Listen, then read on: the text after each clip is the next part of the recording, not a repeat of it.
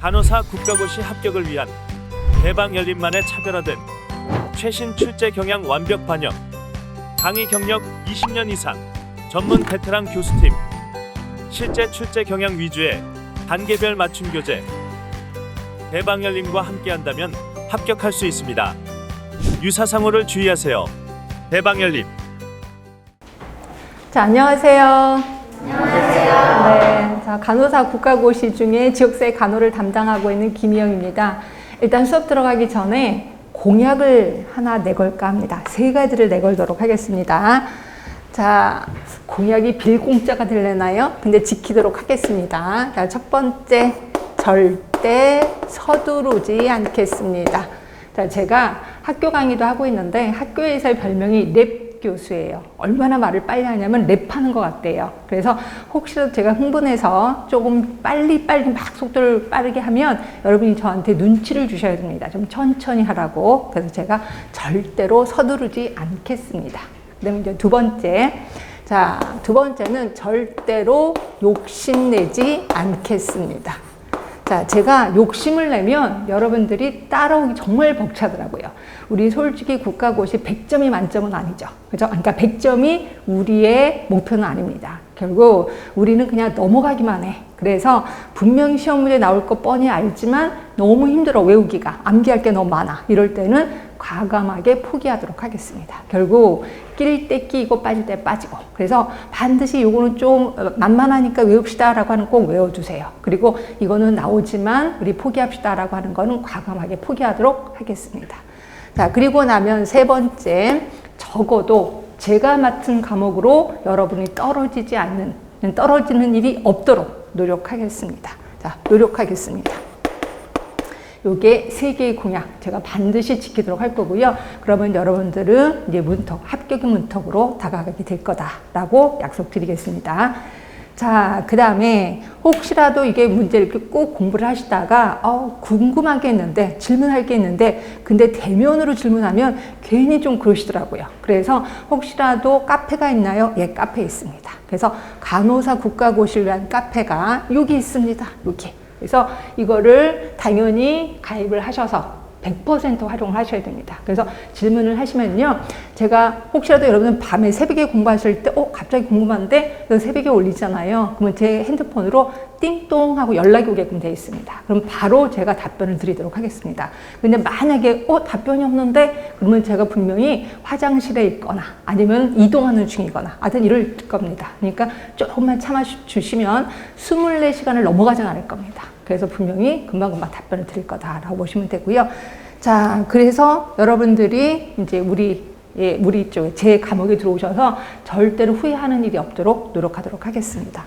자, 여러분들이 오늘 책을 2권을 받았을 거예요. 하나가 요약집이 있을 거고 또 하나는 문제집이 있을 겁니다. 근데 제가 저는 항상 그래, 이론에 좀 집중을 하자라고 얘기를 하고 있거든요. 그래서 제가 어떻게 할 거냐면 우리 하루에 3강을 해요. 3강을 하는데 첫 번째 1강, 2강을 제가 이론, 그러니까 요약본으로 하겠습니다. 그리고 세 번째 3강을 문제집을 풀도록 하겠습니다. 어떤 분들은요, 성격이 급해서 저 이론 필요 없어요, 문제만 할래요 라고 하면 3강만 보시면 돼요. 그러니까 첫 번째, 두 번째는 요약본, 이거는 이론에 제가 충실할 수밖에 없습니다. 이론을 공부하고 나면 문제는 저절로 풀어지는 경우가 되게 많거든요. 그래서 이론 2강하고 마지막 강의에 문제를 한다, 이렇게 보시면 돼요. 네, 그런 식으로 접근할 거고요. 자, 그러면 일단 여러분들 그 요약집에 389쪽을 보실래요? 389쪽에 보시면 지역사회 간호의 출제 빈도가 나올 겁니다. 출제 빈도, 거기 보시면 국내외 보건정책이, 그러니까 정책, 여러분 되게 어려워하시는 이 정책이 한 4문제 정도 나와요. 그리고 가장 많이 나오는 게 지역사회 간호과정, 8문제나 나옵니다. 매번 8문제 나옵니다.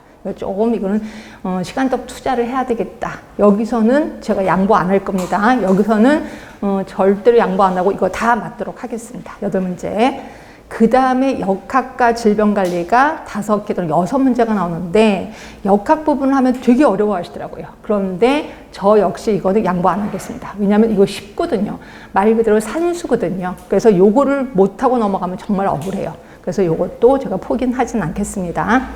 여러분들이 조금 더 많이 이제 어려워하는 게 이론이에요. 간호이론 되게 어려워하시거든요. 저 접근은 하긴 합니다. 하는데 여러분들의 상태가 별로 안 좋다 그러면 아, 포기합시다. 이렇게 얘기를 할 겁니다. 하여튼 이론은 하긴 할 겁니다. 그 다음에 1차 보건의료 건강증진 보건소.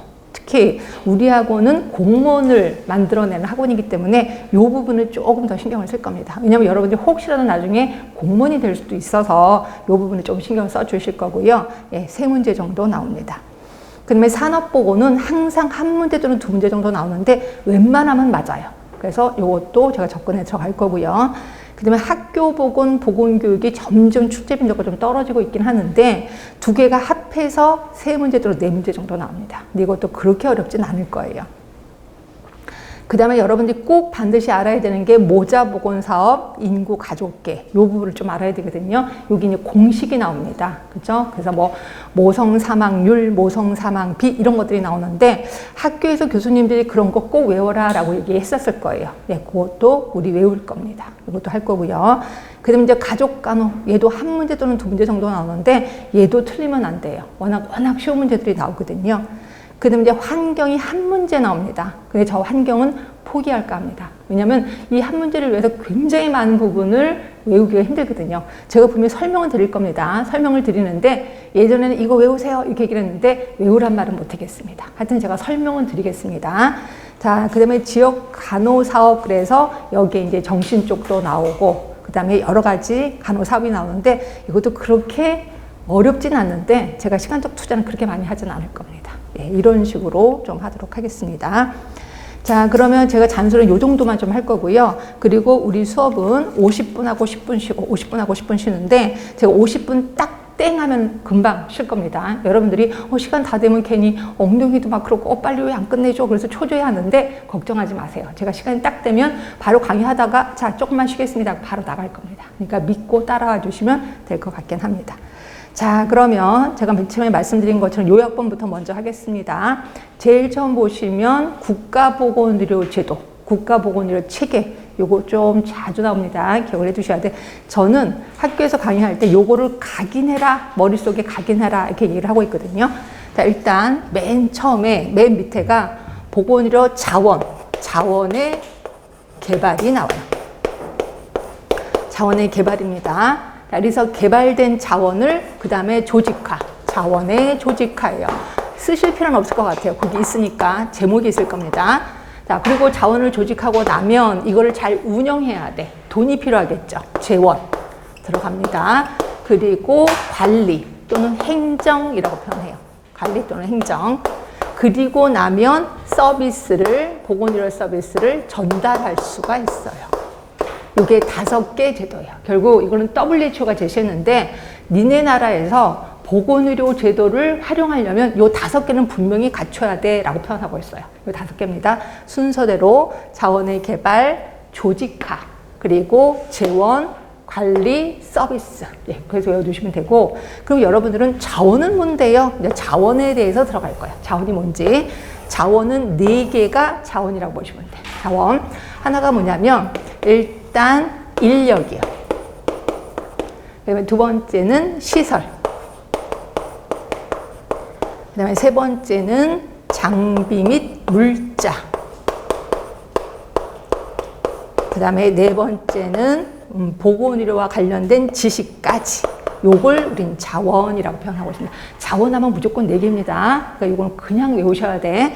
인력, 시설, 장비 및 물자, 지식. 그래서 예전에는 대놓고 물어봤습니다. 자원의 종류가 아닌 건 뭐냐 이런 식으로 물어봤거든요. 일단 4개 무조건 외우시고요. 이 중에서 인력은 뭔데요? 자, 인력은 우리가 알고 있는 보건의료 인력, 의료 인력, 의사, 간호사 이런 사람들을 인력이라고 표현하는 거죠. 아, 그렇구나. 시설은요. 의료기관을 얘기하는 겁니다. 의료기관, 보건소, 약국 이런 것들을 시설이라고 하는구나.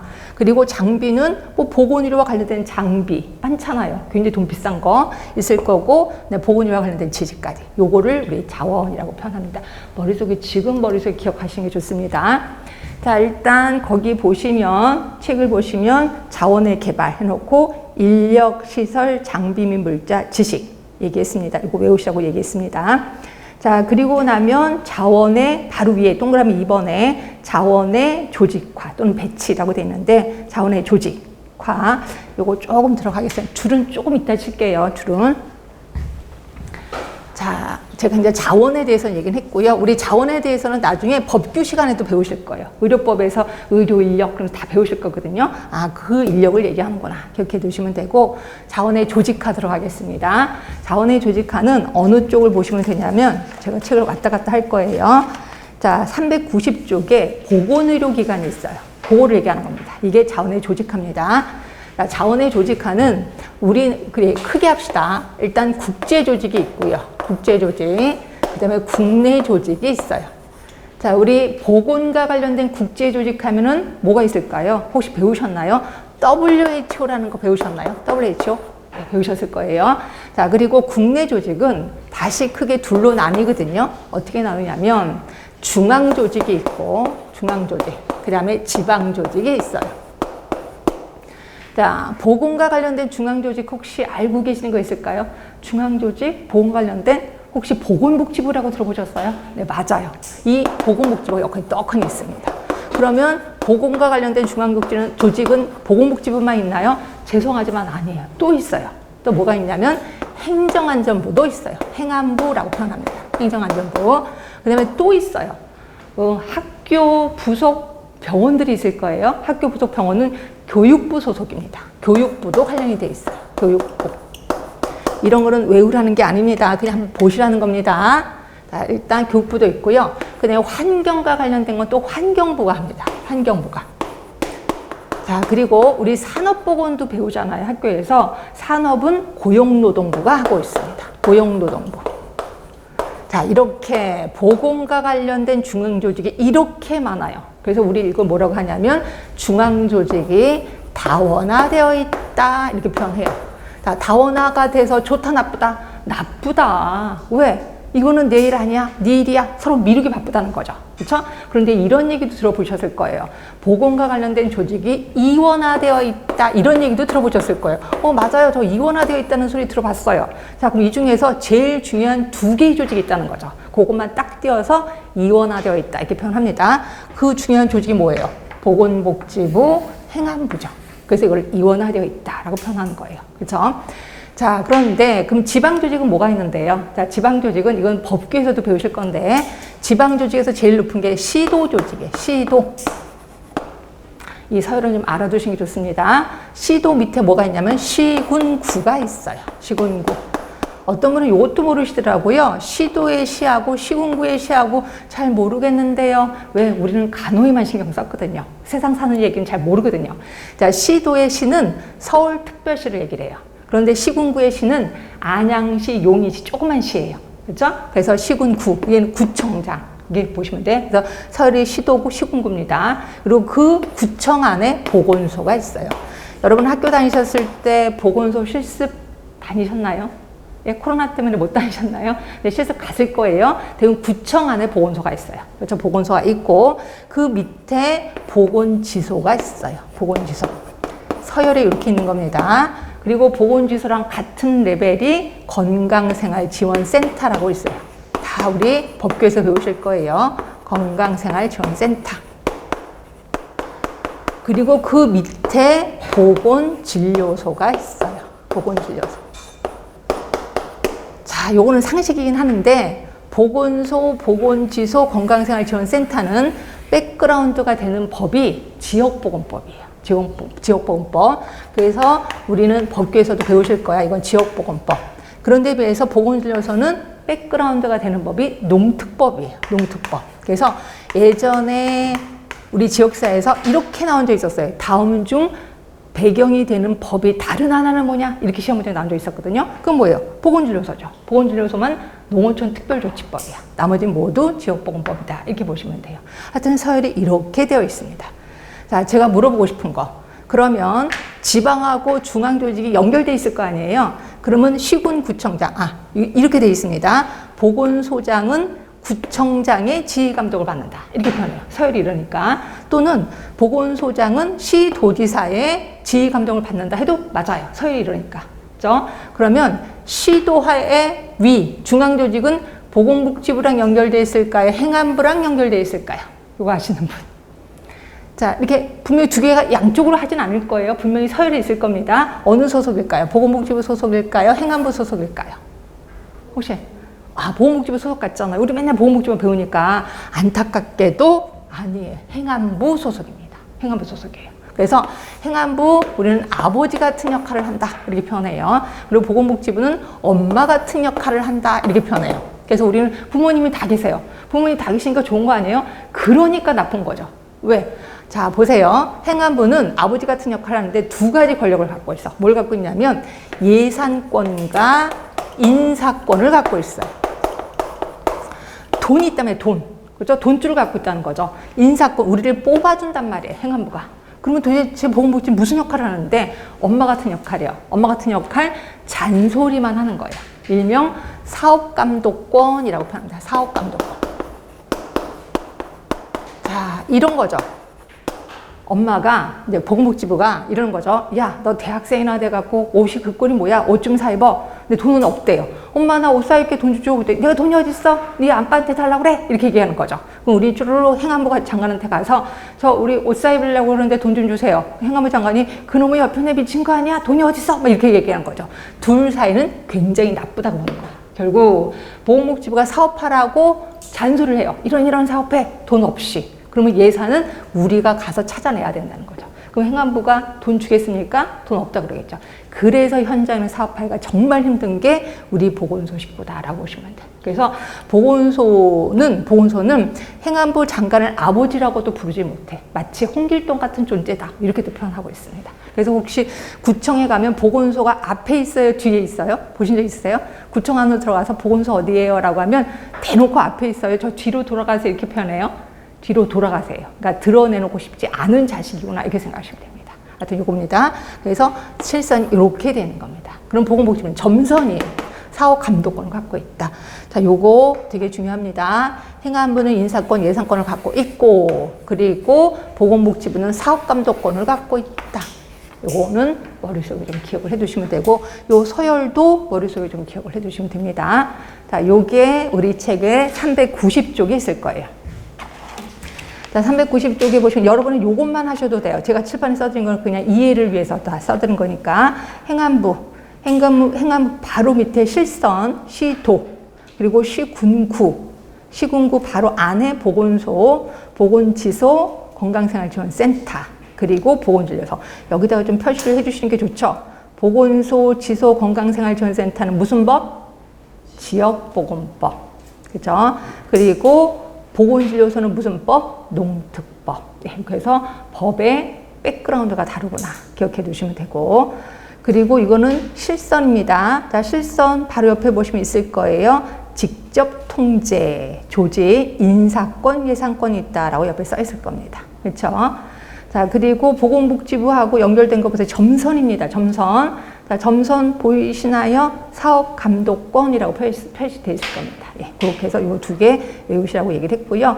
나머지 뭐 고용노동부, 환경부, 교육부는 그냥 슬쩍 넘어가셔도 됩니다. 네, 이렇게 해서 지금 그렇게 빠르진 않죠? 빠르나요? 벌써? 빠르진 않죠? 네, 그래서 그 정도만 외우시면 된다. 이렇게 보시면 돼. 요게 요 두 번째 자원의 조직화예요. 자원의 조직화. 우리 자원의 개발 얼추 얘기를 했고 자원의 조직화까지 얘기를 했습니다. 행정 관리는 안 할 거예요. 왜냐면 여러분들 간호관리도 배우실 거니까 저 안 할 겁니다. 그러면 재원이요. 자, 재원은 의료비를 얘기를 할 거예요. 의료비. 그래서 이제 의료비에 대해서 좀 이따가 얘기를 할 겁니다. 자, 그리고 보건의료 서비스요. 자, 보건의료 서비스는 1차, 2차, 3차. 그렇죠. 1차 보건의료, 2차 보건의료, 3차 예방. 그래서 요거 들어보신 적 있을 거예요. 1차 예방, 2차 예방, 3차 예방. 이거 시험 문제 제법 나와요. 근데 제법 나오는데 여러분 다 웬만하면 아시더라고요. 1차 예방하면 그냥 예방하는 거잖아요. 그렇죠? 2차 예방하면은 뭐예요? 조기 검진, 조기 발견이에요. 그렇죠? 그래서 조기 검진, 조기 발견을 위해서 뭘 해요? 건강검진 하는 거지 뭐. 건강검진. 이런 것들은 모두 2차 예방이 되는 거예요. 그렇죠?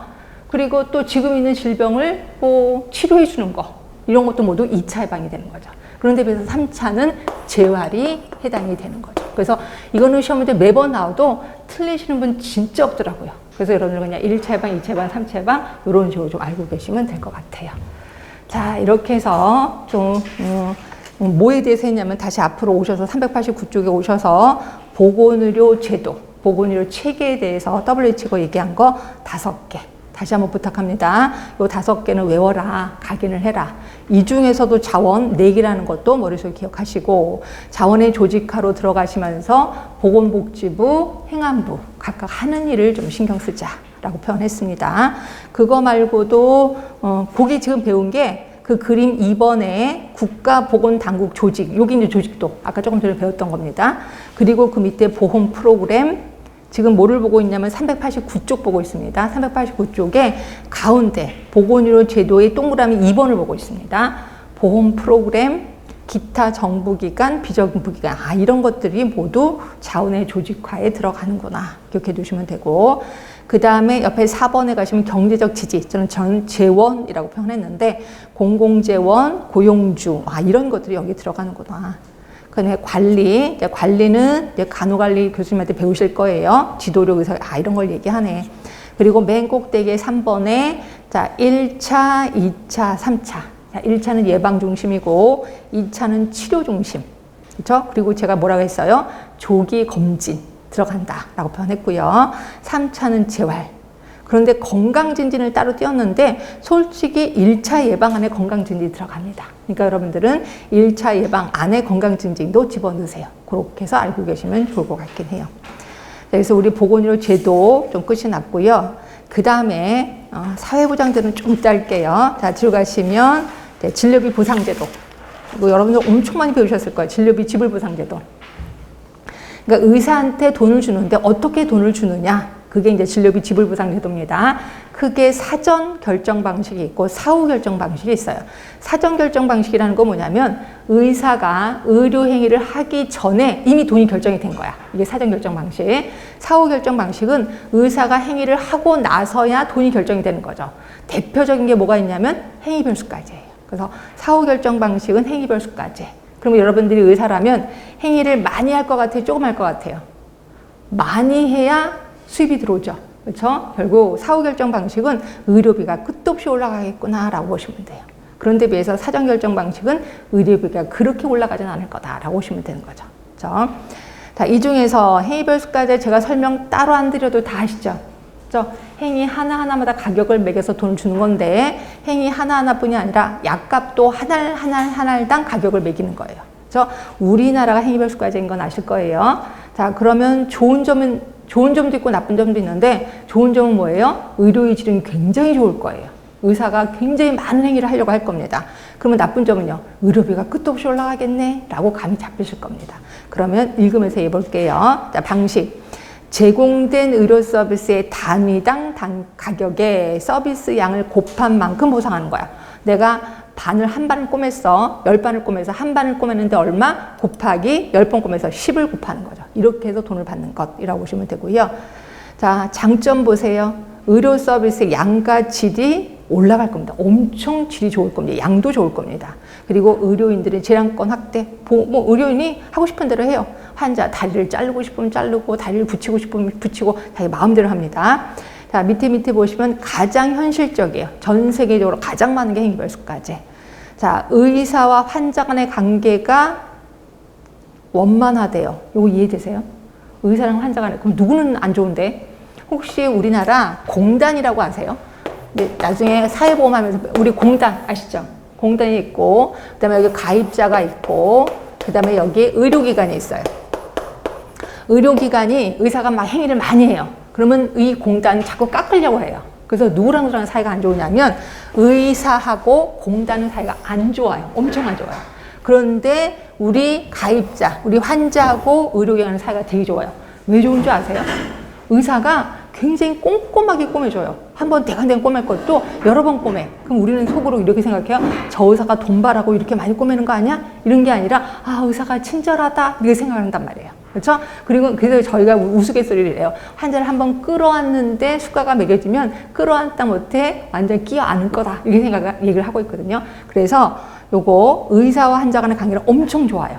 그런데 누구랑 안 좋으냐면 공단과 의료기관은 사이가 안 좋다 이렇게 보시면 돼요. 그러니까 여러분들은 이걸 착각을 많이 하시더라고요. 그래서 의사와 환자 간의 관계는 원만하다 이렇게 되어 있습니다. 단점 보세요. 단점을 보시면 거기 써 있죠.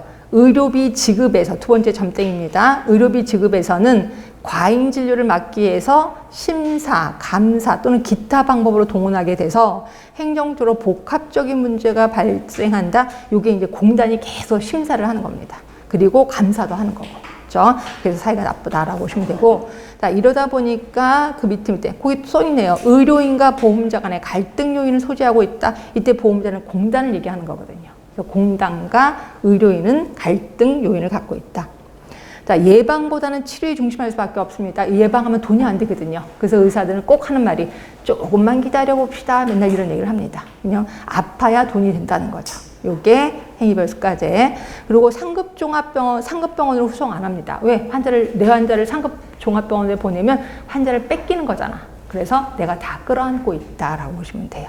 이게 행위별수가제. 행위별수가제가 시험 문제 엄청 많이 나옵니다. 그래서 이건 틀리면 절대로 안 돼요. 그래서 처음부터 끝까지 다 이해가 되셔야 되고, 이해가 안 되면 난 아직 행위별수가제 잘 모르는 거네. 이렇게 좀 보시면 돼요. 그래서 혹시라도 여러분 이따가 다 이거 이해 못하겠어요 라고 하면 정말 질문하셔야 됩니다. 제가 다 이해하도록 해드릴게요. 그럼 이제 인두제로 넘어가도 되나요? 예, 인두제 넘어가겠습니다. 자, 인두제도 제가 조금 설명을 깊게 할 거예요. 인두제는 영국 얘기를 할 겁니다. 영국 얘기. 자, 영국. 혹시 여러분들한테 다음 생에 선택권이 주어진다면 영국에서 태어나실래요? 한국에서 태어나실래요? 네. 혹시 다음 생에 선택권이 주어져. 그러면 영국에서 태어나실래요? 한국에서 태어나실래요? 네. 영국. 왜? 선진국이니까 떡국이라도 떨어질까 싶어서 우리 영국의 실체에 대해서 지금부터 얘기를 해드리겠습니다. 자, 영국에서 이제 보건의료 제도 얘기를 좀 해드릴까요? 영국이라는 나라는, 그러니까 영국의 의대를 졸업했어요. 그럼 이 사람한테 너 전문의 딸래, 일반 의사 할래? 요거 물어봅니다. 예를 들어서 우리나라는 전문의가 거의 75%거든요. 대부분 의과대학 나와서 바로 개업 잘 안 하거든요. 꼭 전문의 따거든요.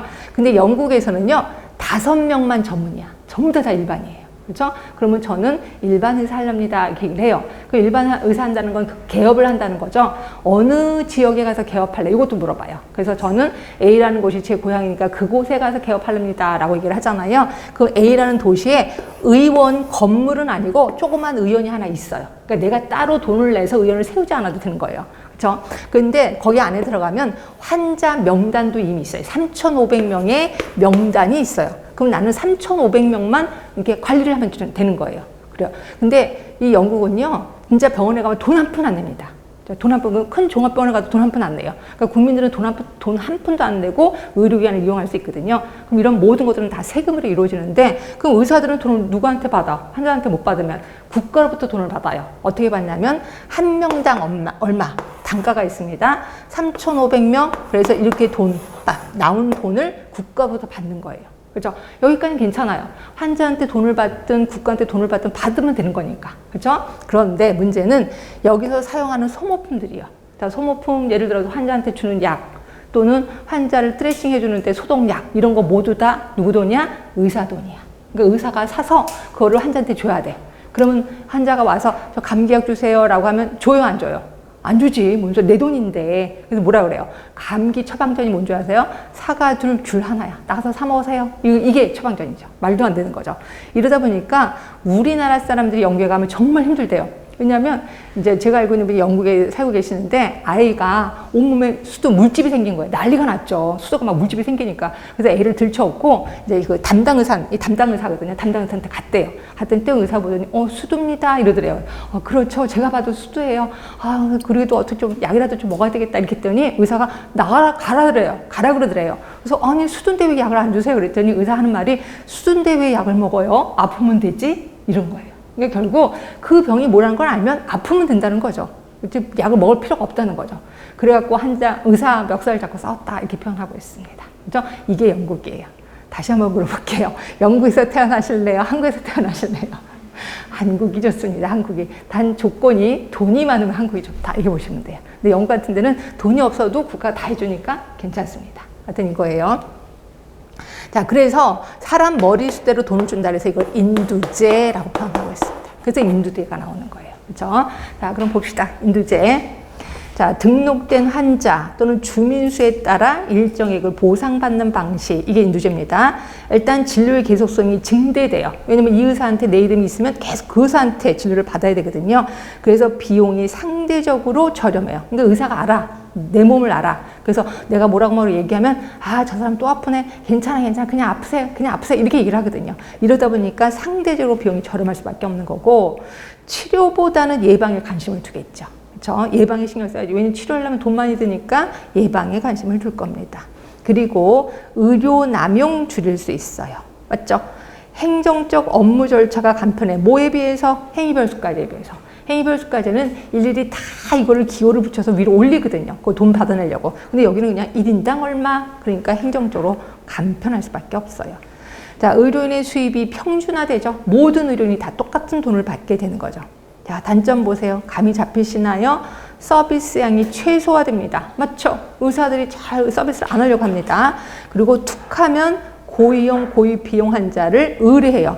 자, 이게 뭔 소리냐면 제가 이제 일반이라 그랬어. 전문의 하렵니다 라고 하면 병원에 가게 되는 거죠. 병원에서 인턴 레지던트를 받는단 말이에요. 그리고 여기서 일을 하는데 이 사람이 이제 내가 이제 개업인데 환자를 보다가 아, 이건 내가 못 볼 것 같아. 돈이 너무 많이 들어갈 것 같아. 그럼 큰 병원으로 보내요. 그럼 여러분들은 3,500명에서 마이너스 1명 아닌가요? 라고 하는데 아니에요. 이건 3,500명 그대로고 그냥 이 환자는 가서 큰 병원에 가서 치료하고 다시 오게끔 되어 있습니다. 자, 이러다 보니까 툭 하면 보내는 거예요. 왜냐면 내 돈 들어갈 게 아까우니까 툭 하면 보낸다. 이렇게 보시면 돼요. 그래서 영국에서는 입원 한 번 하려면 6개월을 기다려야 된다. 이렇게 보시면 됩니다. 그래서 굉장히 열악한 게 영국이다. 이렇게 보시면 될 것 같고요. 자, 이러다 보니까 거기 써 있잖아. 환자를 툭 하면 의뢰합니다. 의뢰하는 증가 경향이 있다. 자, 고도의 전문의에게는 적용이 곤란합니다. 하나만 물어보고 싶어서 고도의 전문의에게 딱 좋은 건 뭔데요? 고도의 전문의에게 딱 좋은 건 행위별 수가제죠. 행위별 수가제는 고도의 전문의에게는 딱 좋다. 이렇게 보시면 됩니다. 이해되실 겁니다. 자, 그래서 인두제에 대해서, 그러니까 행위별 수가제가 가장 많이 나오고요. 그 다음으로 좀 나오는 애가 인두제 조금씩 나옵니다. 이것도 좀 기억해 두시고. 그 이제 봉급제예요. 자, 봉급제는 솔직히 우리나라 의사들도 봉급제 월급 받고 있습니다. 월급 받는 의사들도 있어요. 그렇죠? 그런데 솔직히 여기서의 봉급제는, 그러니까 우리나라 의사들은요 환자를 많이 보잖아요. 그럼 플러스 알파를 더 받아요. 그렇죠? 근데 여기서 봉급제는 환자를 많이 보든 조금 보든 그냥 똑같은 돈을 받는 거야. 이걸 봉급제라고 보시면 돼요. 이게 어느 나라 의사가 그러냐면 북한의 의사가 그렇습니다. 북한의 의사들은 한 달에 얼마? 그 돈만 받아요. 환자를 많이 보든 조금 보든 항상 그 돈을 받는다. 이렇게 보시면 돼. 자, 보시면 제공된 서비스의 양이나 사람 수에 관계없이 일정 기간에 따라 보상하는 방식 말씀드렸고, 이거는 의사의 수입이 안정돼요. 그래서 불필요한 경쟁을 억제할 수 있어. 의사를 꼭 우리한테 막 유추한다거나 이럴 필요가 없는 거예요. 그냥 환자 안 보면 제일 좋아. 그치? 그러면 그거는 뭐예요? 불필요한 경쟁을 하는 건 뭔데? 행위별 수가제죠. 행위별 수가제는 환자를 유치하려고 엄청 경쟁을 할 겁니다. 그죠? 자, 그리고 단점을 보시면 낮은 생산성이에요. 그죠? 일단 뭐 의료행위 안 하려고 하겠지. 어떻게 하면 근무 시간 좀 쉬려고 하겠죠. 그다음에 나머지 것도 보시면 되고요. 봉급제는 그렇게 자주 나오진 않아서. 자, 그다음에 뒤로 가시면 포괄수가제. 포괄수가제는 우리나라에서 하고 있습니다. 그래서 하셔야 돼. 들어보셨나 모르겠으나 세트 판매예요. 우리가 햄버거 먹으러 갔을 때 저 불갈비 버거하고요, 또 쉐이크하고요, 그다음에 포테이토 주세요라고 하면 꼭 그러잖아요. 손님 이렇게 따로따로 드시는 것보다 세트로 드세요. 이게 얘기 들어보셨을 거예요. 그 세트 판매가 포괄수가제. 결국 백내장 수술하는데 얼마 또는 무슨 수술하는데 얼마 딱 가격이 매겨져 있는 거죠. 요거를 우리 포괄수가제라고 표현하는 거고요. 요것도 옆에 보시면 경제적인 진료 수행을 유도합니다. 왜? 경제적으로 세팅이 된 거거든요. 경제적인 진료 수행을 유도한다. 뭐든지 표준화가 돼 있다는 거죠. 단점은 서비스가 규격화됩니다. 해줄 것만 딱딱 해줘요. 왜냐면 세팅이 딱 돼 있거든요. 해줄 것만 딱딱 해주고 최소화되는 경향도 있어요. 왜냐면 최소화되는 경향이 뭐냐면 이런 거지 뭐. 이 사람이 백내장 수술하는데 2박 3일이야. 근데 1박 2일 정도 됐을 때 의사가 뭐라 그러냐면 당신이 굉장히 힐링이 금방 됐습니다. 오늘 당장 퇴원하셔도 됩니다. 라고 하면 우리나라 사람들은 오늘 저 당장 퇴원해도 돼요? 그래서 퇴원하는 사람들이에요. 그럼 나머지 돈을 거슬러 주나요? 아니요. 나머지 돈을 대부분 의료기관이 갖거든요. 이러다 보니까 의료 서비스가 최소화가 된다라고 보시면 됩니다. 그렇죠?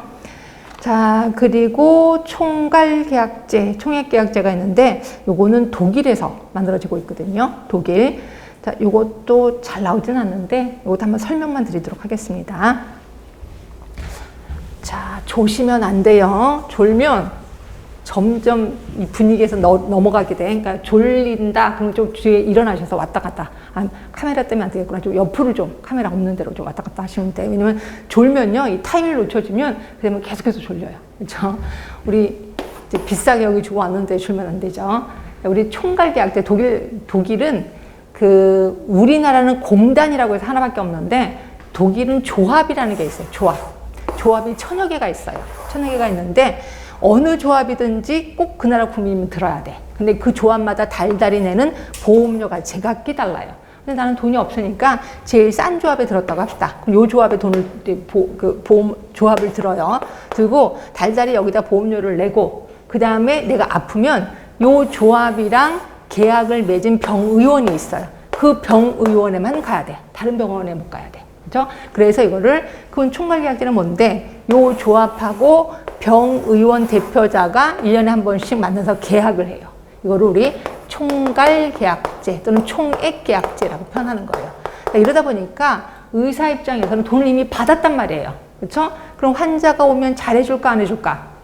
안 해주겠지. 왜? 돈을 이미 받았기 때문에 환자가 오면 대강대강 얘기한단 말이에요. 그래서 의료질이 좀 떨어질 수 있는 게 총괄계약제라고 보시면 됩니다. 요겁니다. 독일의 총괄계약제.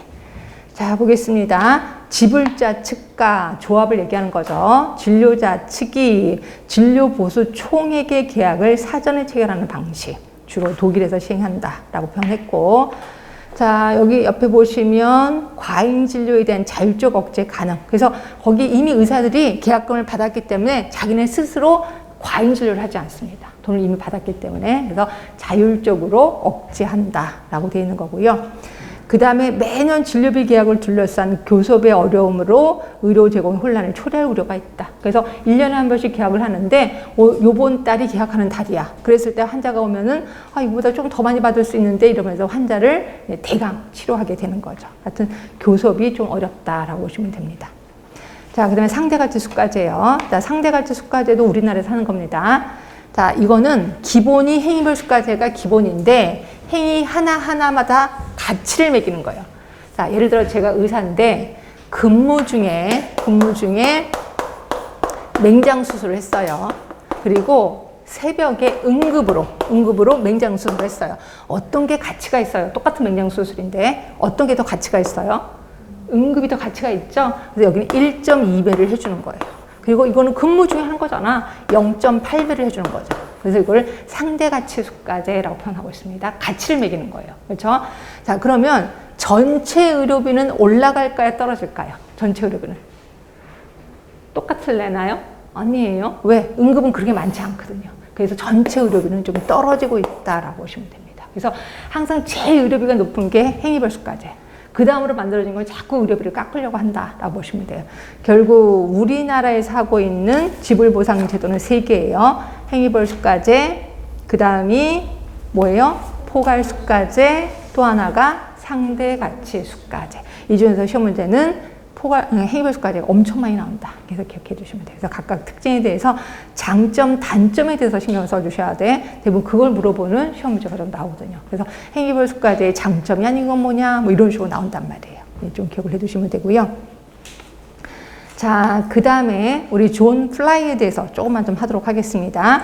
자, 아까 보건의료 제도 배우셨잖아요. 그 보건의료 제도, 이거를 전달 체계라는 게 있어요. 왜냐면 보건의료 제도를 만들어 놓고 국민들 보고 너네들이 알아서 가져가 이러면은 난리가 나거든요. 그래서 이거를 전달하는 제도를 지금부터 배우실 거야. 보건의료 전달 체계에 대해서 제시한 사람이 존 플라이라는 사람인데 이 사람 시험 문제 자주 나오더라고요. 존 플라이는 보건의료 전달 체계를 크게 3개로 나눠놨어요. 자유방위형, 사회보장형, 사회주의형. 일단 제목은 외우셔야 돼. 자, 자유방위형 하면은 국민들 보고 너네들이 알아서 병원 하고 니네들이 알아서 해라고 하는 거예요. 이게 자유방위형. 우리나라는 자유방위형에 속해요. 자, 보시면 국민 대다수가 각자 개인 책임 아래 보건의료를 공급받고 있는 경우로 개개인의 능력과 자유를 최대한 존중해 정부는 간섭을 안 해요. 이거를 우리 자유방위형이라고 하는 거고, 대표적인 나라 미국입니다. 일본도 그렇고 우리나라도 여기에 속한다. 자, 장점 보세요. 국민이 아무 의료기관이나 자기 마음대로 갈 수 있어. 나 A라는 병원 갈까? B라는 병원 갈까? 마음대로 갈 수 있습니다. 의료의 질적 순위 굉장히 높아요. 그리고 의료인도 자기 마음대로야. 의료인의 재량권도 굉장히 높아요. 이게 자유방위형. 자, 그러면 여러분 단점 보세요. 단점 뒤로 갈게요. 단점을 보시면 의료기관이 경쟁을 한단 말이에요. 그쵸? 경쟁을 하고 특히 의료기관이 돈 많이 나오는 곳에 가겠지. 돈 많이 나오는 곳이 어디겠어? 대도시. 대도시에서 우리나라에서는 또 강남 이런 데 의료기관이 많이 몰릴 수밖에 없어요. 돈 나올 때가 그런 데니까. 그래서 결국 사회 계층적으로 불균형이 일어난다는 거죠. 의료비는 끝도 없이 올라갈 겁니다. 그리고 의료 자원의 비효율적 활용. 그래서 의사인데 밥 굶는 의사도 있다는 거죠. 그렇죠? 그래서 의사가 능력이 안 돼. 그러면 오픈해도 사람이 없으니까 뭐 망할 수밖에 없는 거죠. 이런 걸 우리 비효율적 활용이라고 표현하고 있습니다. 이게 자유방위형. 자, 그런데 비해서 다시 오세요. 사회보장형. 자, 사회보장형 하면 영국 생각하시면 돼요. 영국. 아까 영국의 인두제 머릿속에 기억하실 겁니다. 그러면 하나, 둘, 셋, 네 번째 줄부터 볼게요. 국가에서 전 국민을 대상으로 소외계층 없이 일체 보건의료 서비스를 무료로 그리고 강력한 정부 주도형으로 실시하는 거. 이게 사회보장형. 아, 영국의 인두제 그거 생각하시면 된다. 영국, 그거 말고도 캐나다, 스칸디나비아 등의 선진국이 여기에 속하게 되는 거죠. 자, 장점 보세요. 형평성이 엄청 높죠. 모든 국민은 다 똑같은 의료 서비스를 받게 돼요. 형평성이 높습니다. 그리고 국민 개개인의 자기 의사 선택권이 어느 정도 부여돼요. 그러니까 선택권이 그 의사한테 내 이름이 들어가 있는데 나 저 의사 싫어. 바꿀 수 있습니다. 그래서 선택권이 좀 부여된다는 거죠. 그리고 치료와 예방을 포함하는 포괄적인 의료 서비스가 제공이 돼. 물론 예방 위주긴 하지만 치료도 해주고 있습니다. 하여튼 이렇게 좋은 점이 있는 게 사회보장형. 단점이 있어요. 자, 단점 뒤로 가시면 대규모 의료 조직이야. 왜? 국가가 모든 병원을 다 갖고 있거든요. 다 국가 거거든요. 이러다 보니까 대규모 의료 조직이고 관료제가 일어나게 되는 거죠. 그렇죠? 관료적이고 행정체계가 복잡하다. 그러니까 말 그대로 그냥 큰 대형 병원이라고 생각하시면 돼요. 이러다 보니까 일개 의사가 자기 마음대로 할 수가 없는 거죠. 이게 행정체계가 복잡하다라고 되어 있는 거고, 그 다음에 사회주의형. 사회주의형 하면은 이제 북한 생각하시면 됩니다. 북한. 자, 되게 좋은, 거기 보시면 의료 자원과 의료 서비스의 균등한 분포와 균등한 기회 부여에 목표를 두고 있어. 그래서 의료를 국가가 모두 관리하고 있는 거죠. 그래서 제가 아까 한 대로 북한이 그렇다. 자, 장점 보세요. 장점. 의료 자원이 효율적으로 할당 분포되어 있어. 언제 어디서나 의료 서비스를 받을 수 있다는 거죠. 그래서 대도시든 시골이든 똑같은 수준의 의료 서비스를 받을 수 있는 게 사회주의형. 예방에 당연히 치중하고요. 그리고 누구에게나 무료이므로 형평성이 높다는 거죠. 그러면 여러분들은 사회보장형하고 사회주의형하고 비슷하지 않나요? 예, 비슷해요. 비슷한데 무슨 차이가 나냐면 의료의 질이 좀 높은 게 사회보장형이야. 영국이잖아요. 근데 사회주의형은 북한하니까 의료의 질은 굉장히 떨어지겠다. 그래서 북한은 그런다면서요. 무료입니다. 단 약하고 주사기하고 갖고 오세요. 그럼 무료로 주사 하나 줄게요. 이렇게 생각하시면 돼요. 이게 사회주의형이라고 보시면 되고요. 단점 보세요. 단점 보시면 일단 의사들이 인센티브 거려. 맨날 똑같은 봉급제잖아. 똑같은 돈을 받으니까 의사들이 그렇게 열심히 안 해요. 그래서 의료의 질적 수준이 굉장히 낮을 수밖에 없다. 그리고 개인의 의사 선택에 대한 자유가 전혀 없어요. 아까 영국은 좀 바꿀 수나 있다 그랬잖아요. 근데 사회주의형은 내 의사가 담당이야. 그 의사한테 계속해서 진료를 볼 수밖에 없다라고 보시면 됩니다. 그래서 이게 자유가 없다. 그래서 세 개는 구분하시는데 세 개 중에서 시험 문제는 당연히 자유방위형이 가장 많이 나옵니다. 왜냐면 우리나라에 해당이 되니까라고 보시면 되는 거죠. 그래서 이것도 장단점에 포커스를 좀 두시면 될 것 같고요. 자, 그 다음에 NHS, NHI, 공공부조형 이렇게도 나누기도 하거든요. 요것도 각 특징만 좀 보시면 되는데 NHS는 이미 우리 배우셨어요. 뭐냐면 아까 영국 기억하시나요? 영국 NHS 영국의 인주제, 그러니까 영국의 보건의료 제도를 국민보건서비스형 그래서 NHS라고 합니다. 그러니까 NHS 하면 무조건 영국을 생각하시면 돼. 자, 보시면 국내에 거주하는 모든 사람들에게 지불 능력, 신분, 직업 등등과 관계없이 포괄적인 보건의료 서비스를 무료로 제공합니다. 자, 여기 B번에 보세요. 아까 봤던 거예요. 자, 지역 주민 3,500명 이내를 등록받아서 외래 진료를 담당하고 입원 치료가 필요한 경우 가정이 개업일을 통해서 의뢰하게 되는 거죠. 이것도 아까 배우셨습니다. 자, 개원의에 대한 진료 보수는 모두 인두제 방식으로 봉급을 받는다. 인두제도 봉급받는 거죠. 그렇게 보는 거지. 자, 의료 생산성이 낮아요. 특히 입원 진료 시 오래 대기해야 된다. 제가 아까 입원하려면 한 6개월 걸린다라고 표현했었을 겁니다. 그렇죠? 결국 F번에 보시면 의료 배급 제도가 일반화되고 있다. 의료 배급 제도예요. 영국이나 이탈리아 그렇다. 이게 NHS입니다. 자, 그런데 비해서 NHI, 요거는 우리나라 거예요. 우리나라의 건강보험을 얘기하는 겁니다. 그래서 건강보험에 대해서는 우리 나중에 정말 기가 닳도록 들으실 거거든요. 그래서 일단 여기서는 줄만 쓸게요. 대상자 모두가 강제로 가입합니다. 그래서 나 건강보험 들기 싫어요. 그러면 간단하게 죽으면 됩니다. 그렇죠? 강제 가입이라는 것 하시면 되고, C번에 보시면 피보험자, 우리입니다. 우리 보험자, 공단, 의료 공급자, 의사들 요 세 개가 존재하는 게 NHI. 그 다음에 공공부조형입니다. 공공부조형은 그러니까 NHI는 보험료를 내야 되는 거예요. 근데 보험료를 낼 수 없는 사람들이 국가로부터 혜택을 받는 걸 공공부조형이라고 하는 거고요. 이분들은 돈 한 푼 안 내면서 국가로부터 혜택을 받아요. 저소득층 인구 계층에 대해서만 정부가 다 해주는 거죠. 그래서 우리나라의 공공부조 의료급여 있습니다. 근데 미국에도 의료보호가 있는데 메디케어, 메디케이드 들어보셨나 모르겠습니다. 이거 은근히 자주 나오더라고요. 메디케어가 있고 메디케이드가 있는데 요거 두 개 구분하세요. 메디케어는 대상자가 65세 이상 노령자야. 65세 이상 노령자. 그리고 폐질자. 그러니까 폐질자라는 거는 말 그대로 그거죠. 예, 장애인들을 얘기하는 거죠. 이분들 메디케어. 그런데 비해서 메디케이드는 저소득 국민 대상. 그래서 여러분 대상자만 외우시면 돼. 메디케어면 65세. 그리고 메디케이드 하면 저소득층. 네. 이렇게 해서 머릿속에 좀 기억을 해 두시는 게 좋을 것 같아요.